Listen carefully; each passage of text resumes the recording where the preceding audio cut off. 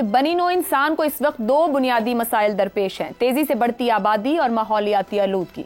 पाकिस्तान भी बुरी तरह इन दो मसाइल का शिकार है। इदारा शुमारियात ने 7वीं मरदमशुमारी पर डिजिटल फाइंडिंग रिपोर्ट जारी की है। इस रिपोर्ट के मुताबिक पाकिस्तान की आबादी 24 करोड़ 14 लाख से ज्यादा हो चुकी है। आबादी बढ़ने की शरह 2.55% रिकॉर्ड की गई है, जो खित्ते में सबसे ज्यादा है। मौजूदा तनासुब से इजाफा जारी रहा तो 2050 यानी सिर्फ 25 साल बाद पाकिस्तान की आबादी दोगुनी हो जाएगी। सिर्फ अफ्रीका के सहारा के इलाके में शरह अफजाइश पाकिस्तान से ज्यादा है। बाकी पूरी दुनिया में पाकिस्तान आबादी की अफजाइश के एतबार से सरे फहरिस्त है। आबादी के लिहाज से पाकिस्तान इस वक्त दुनिया का 5वां बड़ा मुल्क है। सकाफती खदोखाल और समाजी ढांचे में ईरान और बांग्लादेश से ज्यादा मुख्तलिफ न होने के बावजूद पाकिस्तान इन दोनों मुस्लिम अक्सरियती ममालिक की तरह आबादी को कंट्रोल करने के किसी काबिल फख्र तारीख का हामिल नहीं। 1971 में बांग्लादेश की आबादी करीबन 7 करोड़ जबकि पाकिस्तान की आबादी लगभग 6 करोड़ थी। 50 बरस में बांग्लादेश की आबादी में सिर्फ 9 करोड़ का इजाफा हुआ, जबकि इस दौरान पाकिस्तान की आबादी में करीबन 17 करोड़ का इजाफा हुआ है।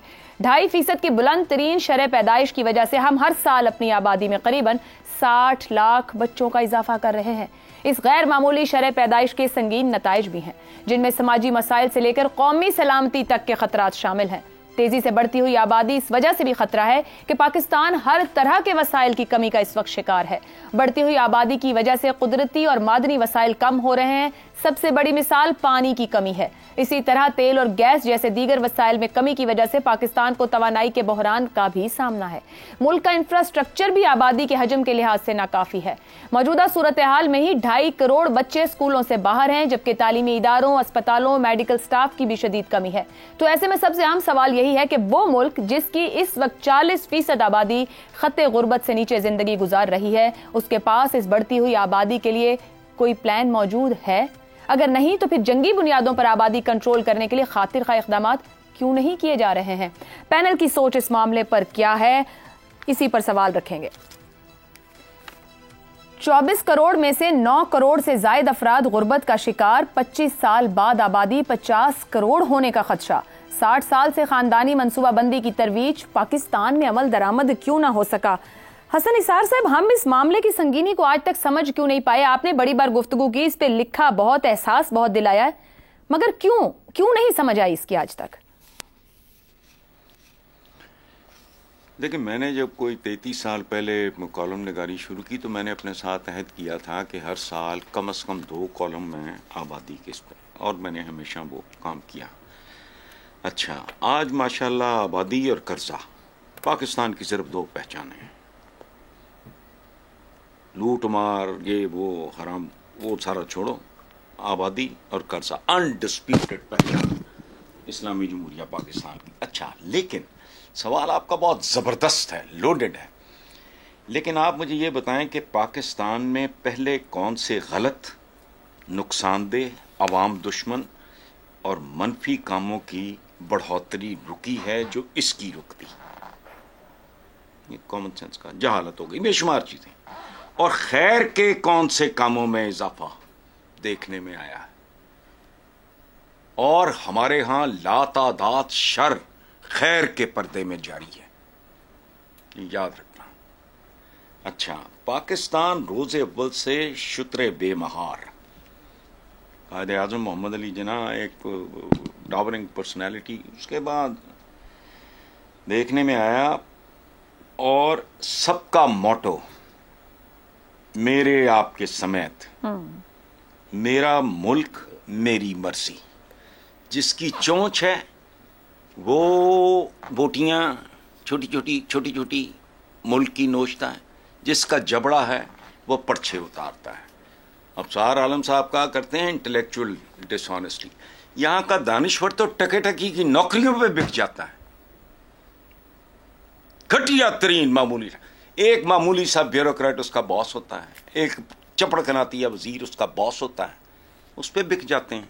इंटेलेक्चुअल डिसऑनेस्टी की कॉन्क्रीट अगर कोई मिसाल है, मैंने एक बंदे को कहा था पीटीवी का पता नहीं, मैंने कहा बात सुन, उस वेले जी है पंजाब खातून ए सी, उस वेले मैं कहा तू उदा मतायत है, तुम्हें शर्म नहीं आती? सही, तुम्हारे जैसा पाकिस्तान में दूसरा है कोई नहीं। He was a columnist. تو یہاں یہی کچھ ہے. باتیں سن لو اوقات ٹکے کی بھی نہیں نکلتی. صحیح. افتخار صاحب ایک سنجیدہ معاملہ ہے. میں 1961 سے اب تک اینول گروتھ ریٹ دیکھتی ہوں. 1961 میں بھی ہمارا گروتھ ریٹ 2.45 ہے جو آج 2.55 ہے. اب یہ بیچ کے اتنے سارے سال میں ہم اوپر ہی ہیں, بلکہ 3% سے بھی اوپر گئے ہیں. کیوں ترجیح نہیں ہے, کیوں سمجھ نہیں ہے؟ 50 کروڑ ہوں گے تو کھڑے ہونے کو جگہ نہیں ہوگی, کھانا پینا تو دور کی بات, بچیں گے ہی نہیں شاید. یہ فیصلہ تو عوام نے بھی کرنا ہی نہیں کرنا. سر عوام کو شعور دینا بھی تو. اچھا عوام کو بھی شعور نہیں ہے, یعنی کہ جو آپ نے بتائی ہیں باتیں عوام یہ سن نہیں رہے.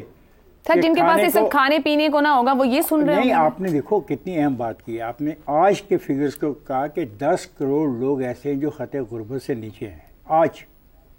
تو جو خط غربت سے نیچے ان کی زندگی کیا ہے, کیا ہے ان کی زندگی؟ سر ان کے لیڈرز نے شعور دیا کہ انسان کو زندگی میں کیا کیا ہونا چاہیے. ایک منٹ ٹھہرو, ان کو پتا ہے وہ جب دوسروں کو اچھی جوتی پہنتے دیکھتے ہیں ان کی بھی خواہش ہوتی ہے.